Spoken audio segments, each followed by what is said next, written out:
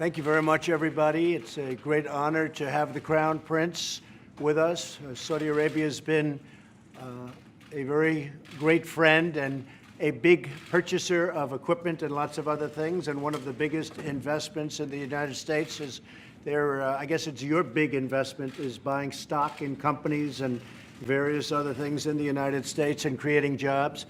We've become very good friends over a fairly short period of time. I was in Saudi Arabia in May, and we are bringing back hundreds of billions of dollars into the United States, and we understand that, and they understand that. Some of the things that have been approved and are currently under construction and will be delivered to Saudi Arabia very soon, and that's for their protection. But if you look in terms of dollars, $3 billion, $533 million, $525 million.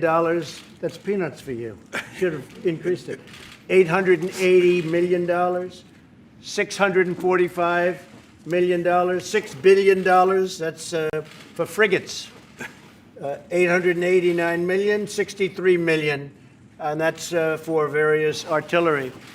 Some of the things that we're now working on, thanks, and that have been ordered and will shortly be started in construction and delivered.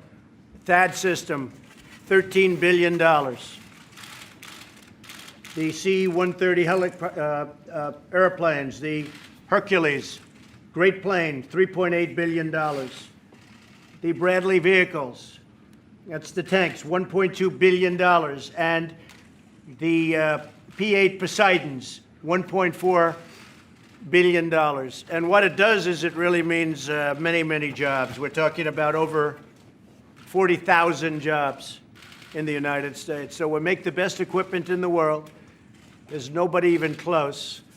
And Saudi Arabia is buying a lot of this equipment, and a lot of people are at work making the equipment, not only for us, because we, as you know, we're getting a $700 billion military proposal, and that's even a lot for you guys.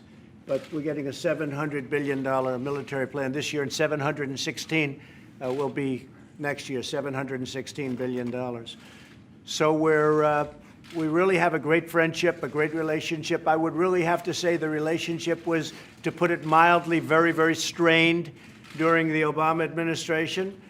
And the relationship now is probably as good as it's really ever been. And I think we'll probably only get better. Tremendous investments made in our country, and that means jobs for our workers, jobs for our people. Also defense. We're talking about defense, and we're working very hard with Saudi Arabia, and they're also footing a big part of the bill for defense. The whole Middle East. We know what's happened in the Middle East, and it has not been a pretty picture for the United States or for anybody. And a lot of things are changing, and they're changing very rapidly. As you know, ISIS is now, we've recaptured almost 100% of the territory, as you probably have heard, before anybody. But we've captured close to 100% of the territory held by ISIS. And we've moved very rapidly, very quickly, and that's really coming to an end in that part of the world. It's coming to an end. And we'll be able to get out of certain areas that we've wanted to get out of for a long period of time. And other countries can handle it. At this point, they'll be able to handle it. So it's a great honor to have you and your representatives here. Crown Prince, thank you very much. Thank you for being here. Thank you, Mr. President. Actually, the relation between Saudi Arabia and the rest of America, it's an old relation. We are the oldest ally for the rest of America and the Middle East. Right. More than 80 years of alliance and big interest, politically, economically, and security in different area and a lot of area. And the foundation of the relation, it's really huge and really deep in different issue. We know that today the relation, it's the cause of more than 4 million jobs in the US of America, directly and non-directly. Also, it's a cause for a lot of jobs in Saudi Arabia, directly and non-directly. And as you know, Mr. President, from day one, you've reached this office. We've planned to tackle $200 billion US of opportunity in the next 4 years, but it end up with $400 billion US of opportunities. You've talked today, Mr. President, about the military deals. The implementation in it, it's more than 30%. And also the implementation overall in the $400 billion of opportunity, more than 35%. Right.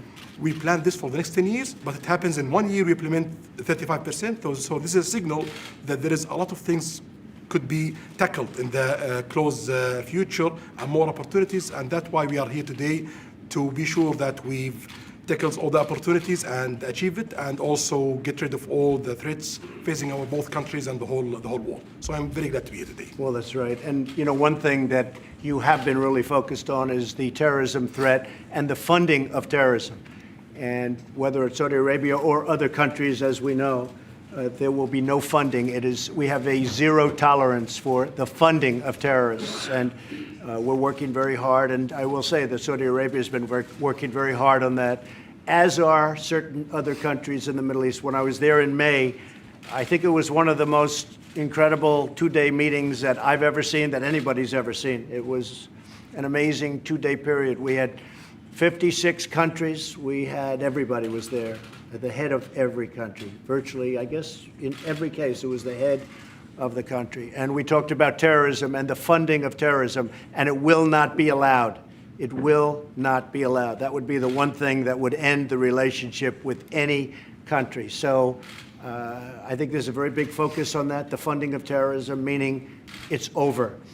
And the other thing that I really am very happy about is that we talked about $400 billion worth of investment, of which we've already invested and seen invested $200 billion to our companies, to various other places and people that make things. So a lot of places throughout the United States are benefiting by this massive investment made by Saudi Arabia to buy product from the United States.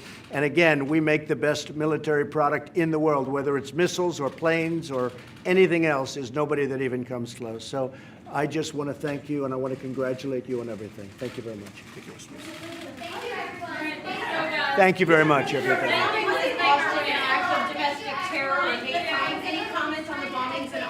It's terrible. The bombings in Austin are terrible. Local, state, and federal are working hand in hand to get to the bottom of it. This is obviously a very, very sick individual, or maybe individuals. These are sick people, and we will get to the bottom of it. We will be very strong. We have all sorts of federal agencies over there right now. We're searching what's going on in Austin, a great place, a tremendous place, is absolutely disgraceful.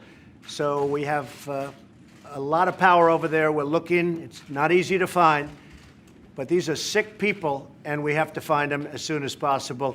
We have to find them really immediately. I will say, working with Texas, working with the local governments, has been great, but we have to produce, we have to find this very sick person or people. Thank you all very much. Thank you. I had a call with President Putin and congratulated him on the victory, his electoral victory. The call had to do also with the fact that we will probably get together in the not-too-distant future so that we can discuss arms. We can discuss the arms race. As you know, he made a statement that being in an arms race is not a great thing. That was right after the election, one of the first statements he made. And we are spending $700 billion this year on our military, and a lot of it is that we are going to remain stronger than any other nation in the world by far. We had a very good call, and I suspect that we'll probably be meeting in the not-too-distant future to discuss the arms race, which is getting out of control, but we will never allow anybody to have anything even close to what we have. And also to discuss Ukraine and Syria and North Korea and various other things. So I think probably we'll be seeing President Putin in the not-too-distant future. Well, we're going to see what happens. The Iran deal is coming up. It's probably another month or so, and you're going to see what I do. But Iran has not been treating that part of the world or the world itself appropriately. A lot of bad things are happening in Iran. The deal is coming up in 1 month, and you will see what happens. What Okay? Your Royal Highness, should the President pull out of the Iran deal? Well, we'll talk about that today. Okay, thank you very All much, right, everybody, everybody. let's make your way out, please. Let's Thank go. you.